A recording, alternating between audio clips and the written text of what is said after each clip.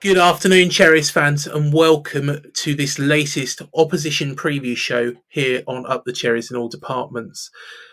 Now, before I welcome on my special guest, here's a bit about our sponsors, Dental on the Bank.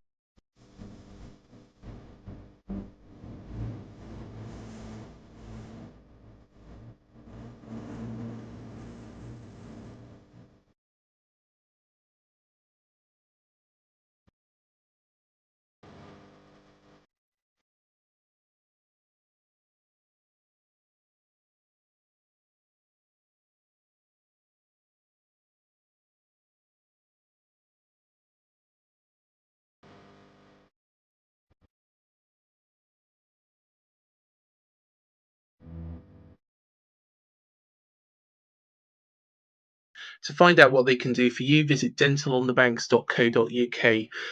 So it's the big one on Thursday, the big game against Southampton. Southampton are bottom of the league. They're on their third manager. They've had a tough spell, but they also had a 3-3 draw with Arsenal recently. To find out more about the Saints, we have invited on Dan Hargraves from the Saints View. Good afternoon, Dan. How are you doing? Yeah, I'm decent. Outside of football terms, in terms of looking ahead to Thursday, yeah, the nerves are building. I've just watched the first half of Leeds Leicester, Yes. and obviously a massive game for both of us in terms of the context of our seasons and just watching these relegation six pointers. They keep coming every week, and this is another one for Saints, and they're running out. They're definitely running out. We haven't shown up in these. Will Thursday be that night we've been hoping for and get 3 points over a relegation rival? Well, of course. And we're hoping that we can come back to St Mary's and do a repeat of the last time, our last game there. Of course, when we, well, to be honest, actually, I'll tell you something now, Dan. After that game, I did, have some, I imagined Champions League. I did turn around, I put it on there because we was in those places at the point. Yeah. That went wrong, didn't it? Yeah, well, the following season we went first in the Premier League and then ended up finishing 15th. So it's all a bit bonkers when it's kind of that stage of the season. But It is. yeah, God, that feel. I mean, that was pre-COVID, wasn't it? So It was. that feels like a long, long time ago. Yeah, I was there. I remember that game. Yeah, not one of Saints' best, of course. Nah, fair enough. Um, of course, there's a bit of a rivalry that seems to have built up over the years. Do you consider us a rival at all, or is it's always going to be Portsmouth, isn't it? Yeah, yeah, it's not a rivalry for me. And I say it every year. I think. I do understand it from Bournemouth fans' point of view. There's not Yeah. really a rival there, um, but it's only because of geography. There's nothing else to it. Historically speaking, the fact that we've been in the Premier League so many times over the last decade in the same season, yeah, that's an anomaly historically, Southampton, with all due respect, have been well above Bournemouth in the Football League divisions, and the thing is, you can't have a rivalry when there's respect. And Southampton, you've asked for the vast majority of Southampton fans, they've got loads of respect for Bournemouth. The club punching well above their weight. What they've been able to do in the Premier League, it's been brilliant. And yeah, it's always going to be Portsmouth. I do feel for Bournemouth fans in the sense of, everyone does want to have a rival. And obviously, technically speaking, you would see Southampton as the derby game, but it's just not.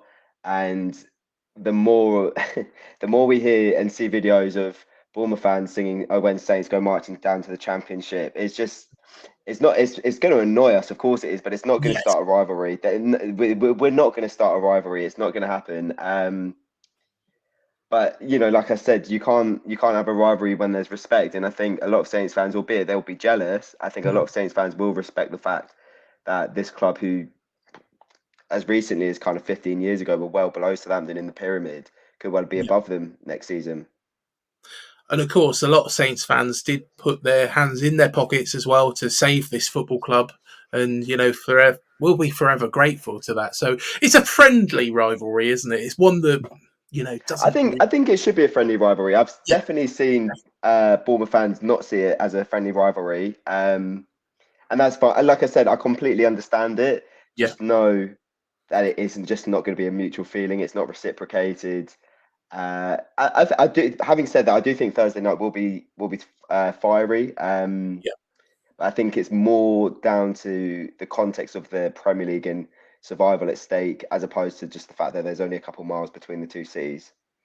yeah. Of course. So Southampton, you're on your third manager this season. Hmm. Ralph Hasenhüttl was sacked. Nathan Jones come in from Luton Town. Hmm. Didn't last very long, and now Ruben Selles is in charge.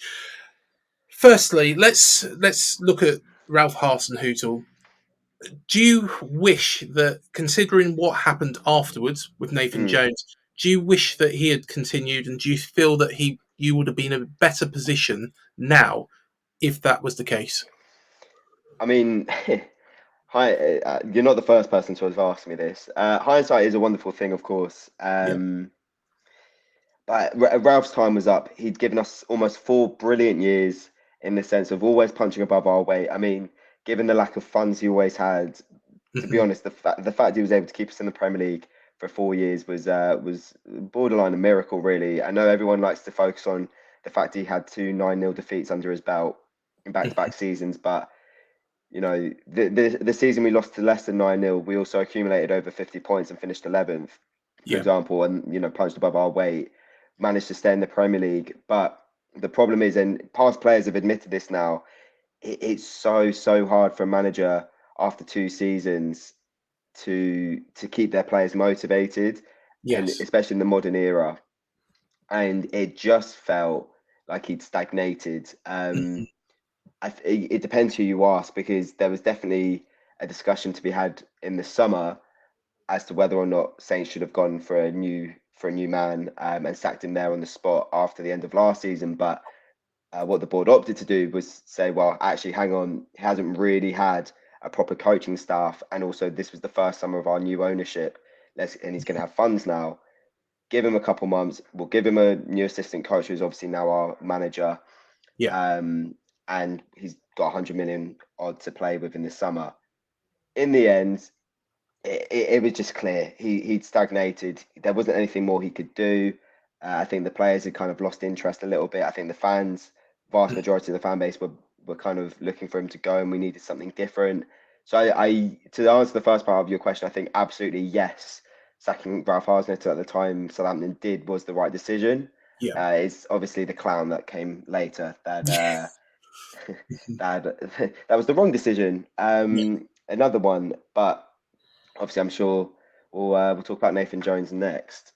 Yes. So Nathan Jones, of course, joined from Luton Town.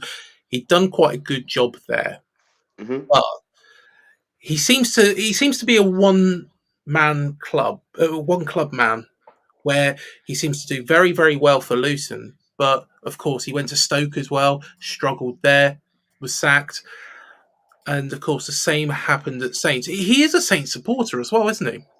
He's I think his in-laws are season ticket holders. He's not he himself is not a Southampton fan, but I think he's got Southampton fans in the family through some link. Yeah, But yeah, so especially if it's the in-laws, he's in the I'm doghouse then, not basically. potentially, yeah, I'm not sure they'd be best keen on that one. But what do you think went wrong for him, or do you think that he just didn't command respect from the players from the get go? Yeah, it was a tricky one. I think he was the only name linked, really. I remember the day Ralph got sacked, or like either the same day or the day after, the news broke that Nathan Jones was the first choice candidate and that Southampton were going to make an approach to Luton Town. I think Luton had a game that night, and then he was going to make a decision. And the general consensus was everyone was completely underwhelmed. Hmm. Yeah,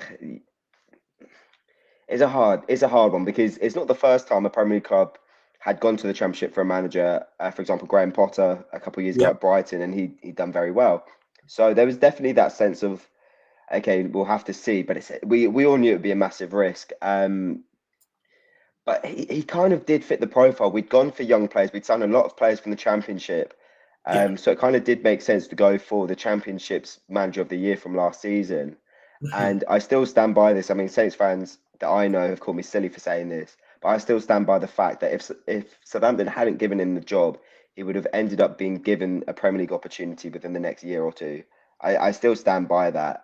It's just hindsight showing that he probably never will get a Premier League job again. And I think that was down to partly what you said about respect, not demanding the respect from the players, but from what we saw throughout his press conference, I mean, he gave some proper good kind of Alan Partridge level moments in some of these press conferences, and I think a lot of that came down to the fact that he was so far up his you know what without actually having the kind of the merit to back it. Hmm. That was definitely an issue. I think he rated himself higher than anyone else does, which that is you've got to believe in yourself, of course you do. But I just don't, and I think this is exactly the same problem he had at Stoke. He was dealing with better players of better Yes. backgrounds with better careers, and he just didn't know how to coach them. With respect to Luton Town, Hmm. he did such a good job there because they were punching above their weight, and I think that's what the Southampton board thought they could get out of him. Once again punch above Southampton's weight. It's a young squad, Yeah. exceed the expectations set for them, and it just didn't happen. Whether players didn't like him. I mean, the the fans definitely didn't. I mean, he was Mm. going on about how he's going to play this expansive, high pressing football, quite similar to what we've been playing under Ralph Hasenhüttl. But it was probably the worst football I've seen at St Mary's. Direct, like just route one, hoof it long. We weren't scoring goals, and then the biggest problem about Nathan Jones's tenure was the Mhm. fact that he came in with a very, very winnable run of fixtures Yes. and completely blew them. And also the fact that he was given one game before the World Cup break and then had 6 weeks to work with the vast majority of his squad. And we came back and we looked worse than ever. So God knows what happened on that training pitch. I mean, it was unheard of for Southampton to sack a manager that quickly, but really he should have gone weeks before. Yeah. And now we're here with Ruben Selles, who, with all respect to Ruben, I don't. He's definitely not a Premier League manager yet. This is his first managerial job. Um, I really like him, but I think he's definitely Yeah. got an aura, and I do think he could go on to have a really good coaching career. Um, but it's just such a big job. He really has been thrown in the deep end, and he's received criticism from a lot of fans, a lot of to do with tactics and substitutions. Personally, I find it quite hard to criticize him because I do feel like he's been thrown in at the deep end. He took the squad for our trip to Chelsea, got a 1-0 win. We looked so much better, and then suddenly he gets the job full time to the end of the season. I think they should have given him a little bit Yeah. longer to prove himself. But I guess they didn't want to make the wrong appointment once again. But obviously now we're still bottom of the Premier League. We've only won 2 games under Ruben, if I'm not mistaken, and we're getting desperate. To be honest, though, he looks like he's made improvements. And had you One hundred held on percent. against Arsenal, really, you would be right back in the mix. You'd only have been 2 points away from getting out of that relegation zone. Mm. Yeah, no, 100%. I mean, and it was a good performance. It was, Yeah. I completely understand that all the media coverage is going to focus on Arsenal's slip up because once again, it's a draw for them Yeah. against the side they'd be expected to beat. But it was, the midfield battle. We won every single battle.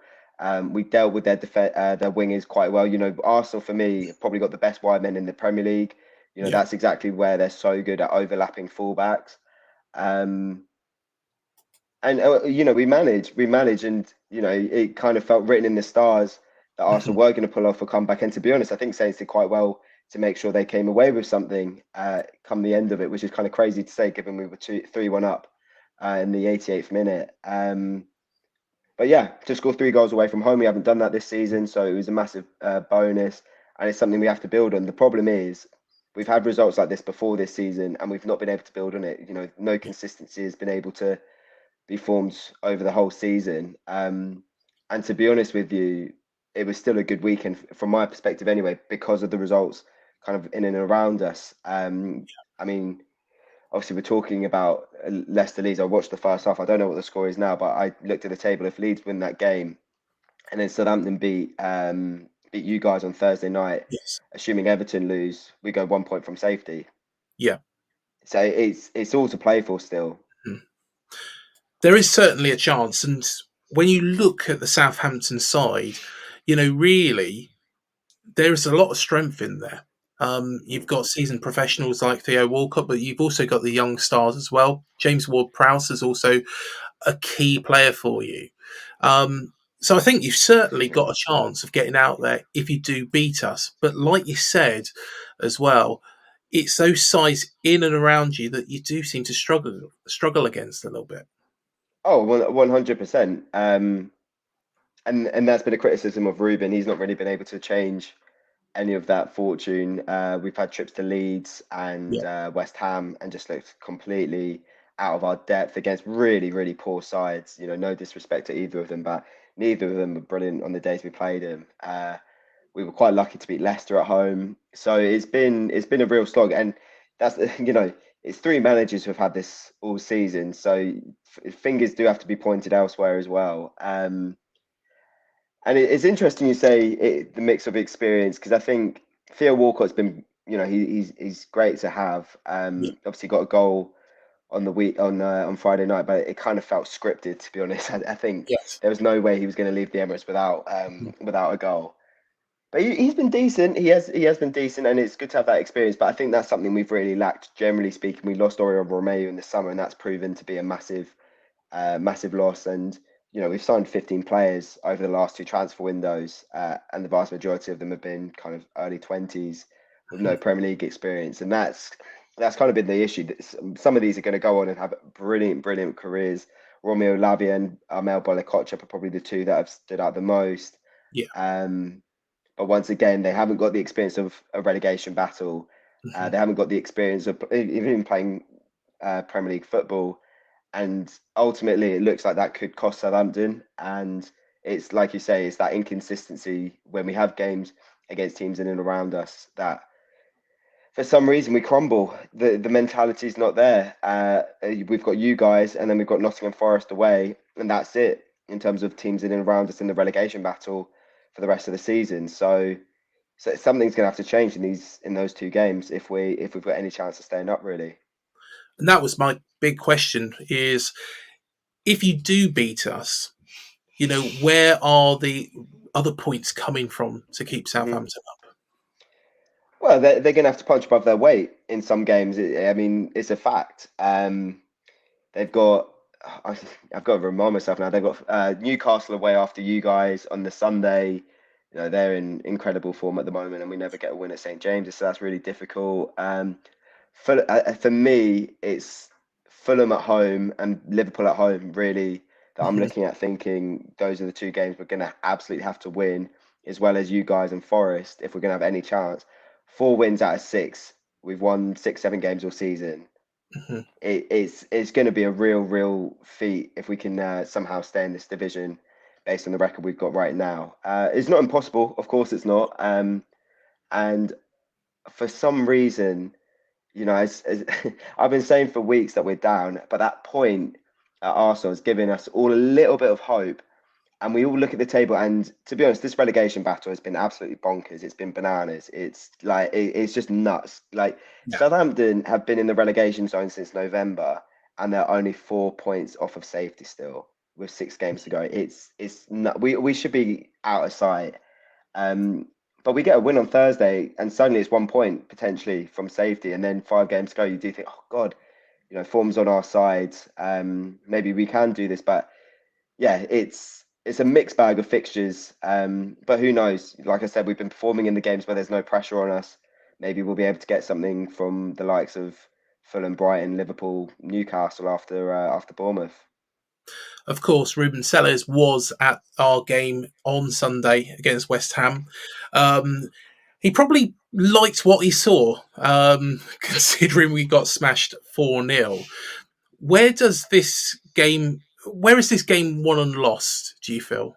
The midfield, 100% the midfield. I think for Southampton, our biggest problem all season has been scoring goals. I Yeah. think I'm not too sure if it's still the case, but a couple of weeks ago, we'd scored the club's lowest tally of league goals ever at this Hmm. stage of a season. So that's been where the main issue lies. I mean, Shea Adams has missed the last couple of games. He's not had a good season, in fairness to him, um, but he's still our top scorer. Yeah. Um, Charlie Alcaraz has come in, been able to get a few goals from midfield. He looks as a player, to be fair to him. So maybe we look at we've played him as a false nine before. We maybe be looking to doing that. But I think the midfield battle is going to be key because that's what going to be where we win the ball, and we're going to want as much of the ball as possible and try and create as many chances because we need a lot of chances to be able to give ourselves any chance of scoring a goal because our conversion rate is that poor. Yeah. Defensively, for our bottom of the league, defensively we've not been that bad. But like I do back us to be touch wood, relatively solid. Clean sheets have been hard to come by, but relatively solid. It's just going to be how many chances can we create because we're going to need a good few to based on our previous record of conversion to get enough goals to win this game. One player that has been really, really impressive for us, and he's a Hmm. player that you'll know, is Jack Stevens. Of course, he can't Mm, play on sure. Thursday night. Um, what was your views of Jack? I like Jack, but I think it was time for him to be moved on a couple of years ago, to be honest with you. I think and that's not his fault. That's absolutely not his fault. There are a few players where it was a case of not deadwood. I think that's harsh, especially on Jack, because he did put in a few really, really solid performances over the last couple of seasons, but just where you think, okay, where does this football club want to progress when it Yeah, wants to become a top half side again? Unfortunately for him, like it's no disrespect, but Jack Stevens just isn't a top half Premier League defender. Um,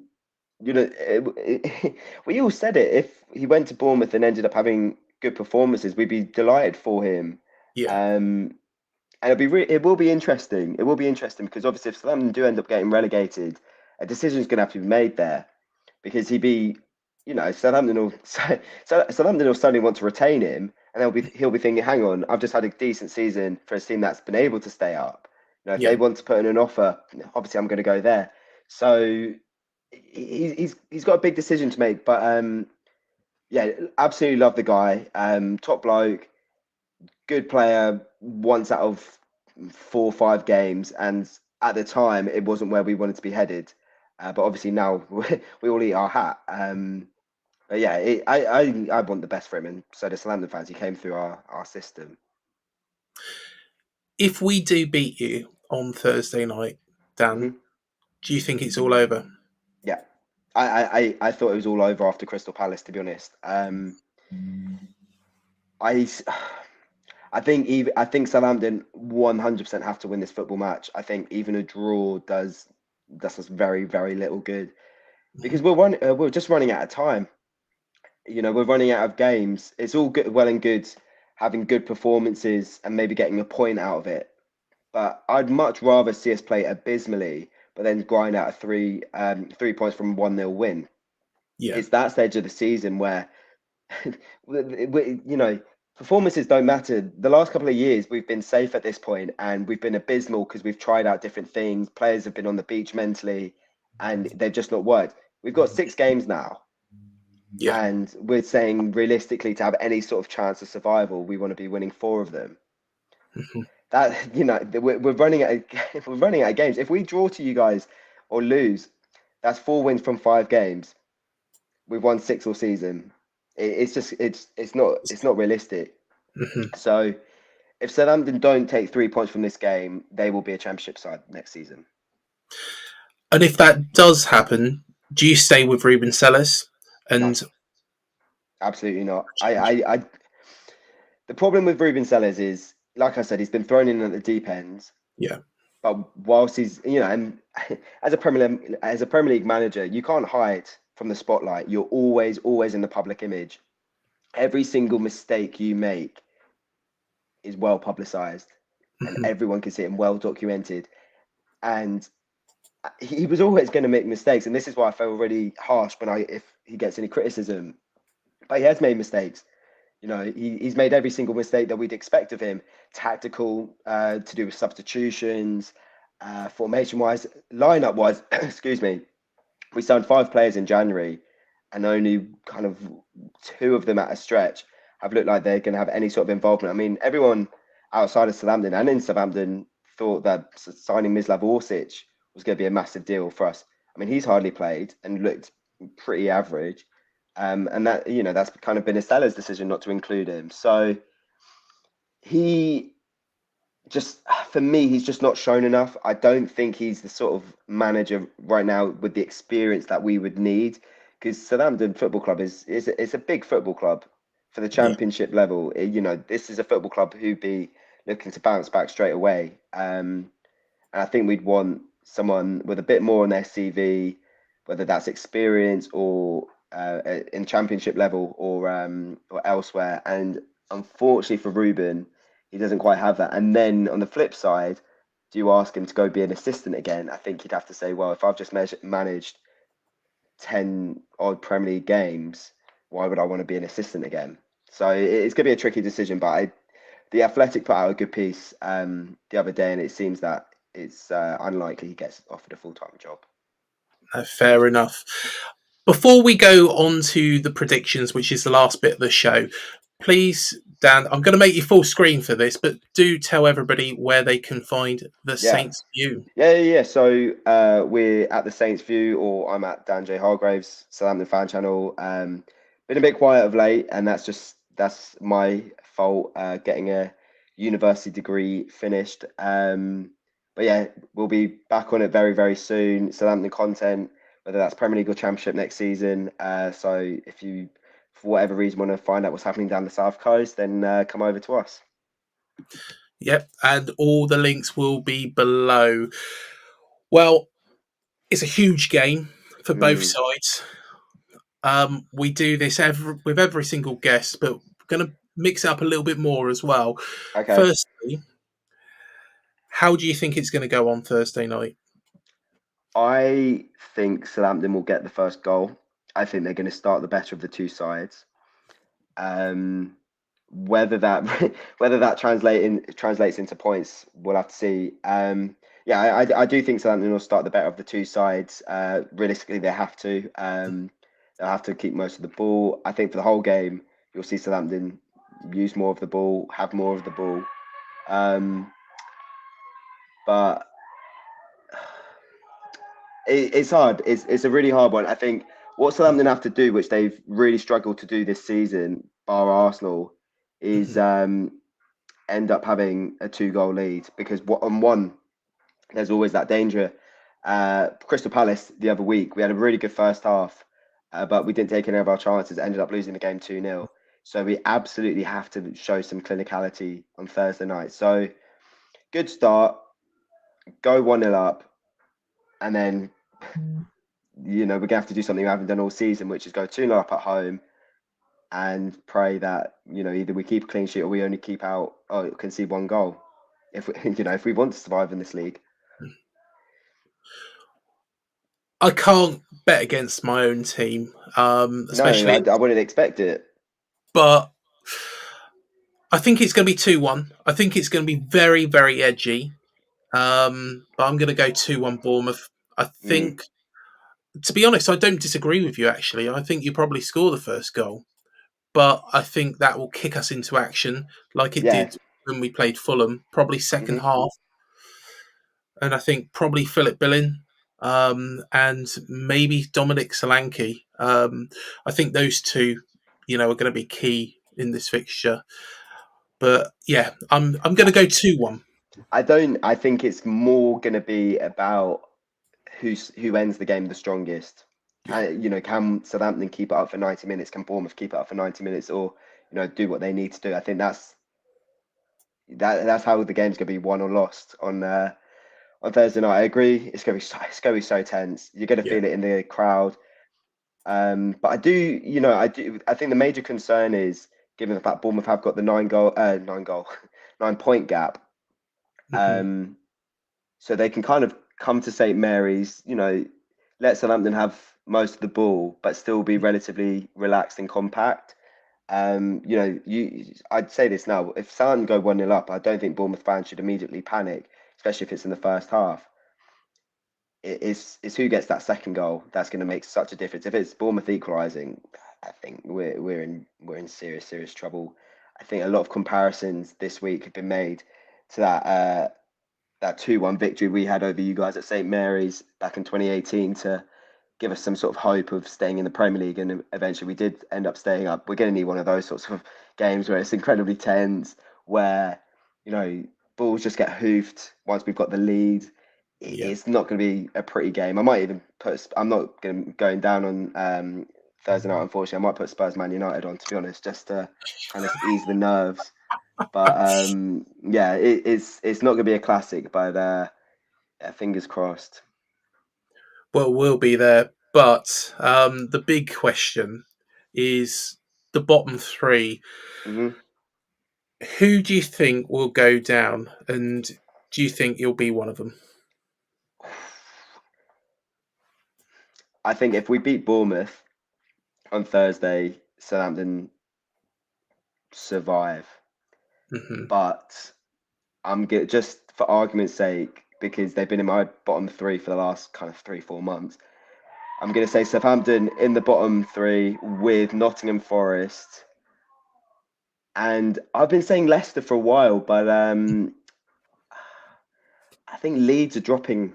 I think the two home defeats were really poor. I haven't seen the um, second half score in the game as we're recording. But I'm starting to think that Leeds might be that team that drops in because I think Forest and Southampton have looked pretty settled for the last couple of weeks now. Forest have got some really difficult fixtures, Yeah, and away from home they've struggled. So I'm going to say Southampton, Forest, and Leeds.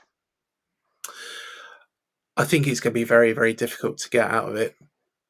I think Forest, I think, will struggle, and I think it's going to be between Leeds and Everton. Personally, Yeah, um, I completely see that. I mean, it's hard, isn't it? I think one. I just think Leicester have probably timed their appointment spot on. I don't think it's an inspiring one, but I think they've yeah, changed their manager at the exact right time.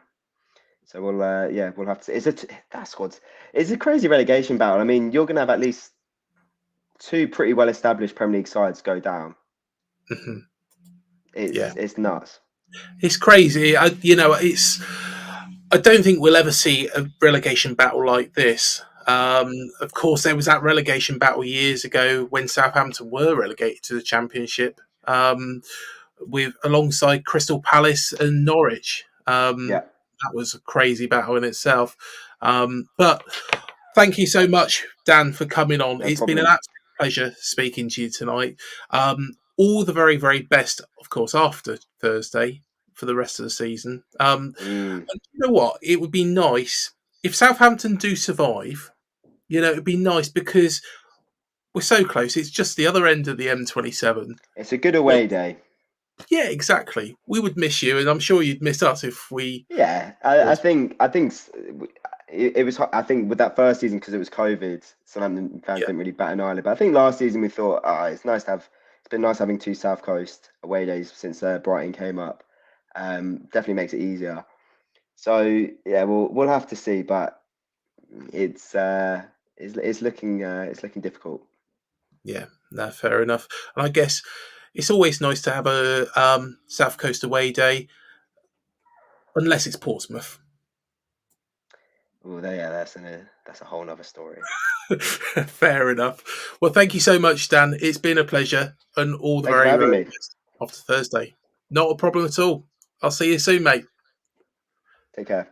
And thank you everybody for joining us on this show. Please remember to hit the like, the subscribe and the bell button below to be alerted to any new videos we do here on Up the Cherries in all departments. Please do also keep your eyes peeled for our free-for-all show, which will be coming very, very soon, where we react to this game against Southampton. It'd be rude not to, really, wouldn't it? Also, do keep your eyes peeled for some really exclusive footage coming very, very soon. So that is something to look forward to. Make sure you hit the bell because that will alert you. And of course, the subscribe, the like, it means loads to us. But until the next show, up the cherries, and we'll see you in the next one. Thank you for joining us.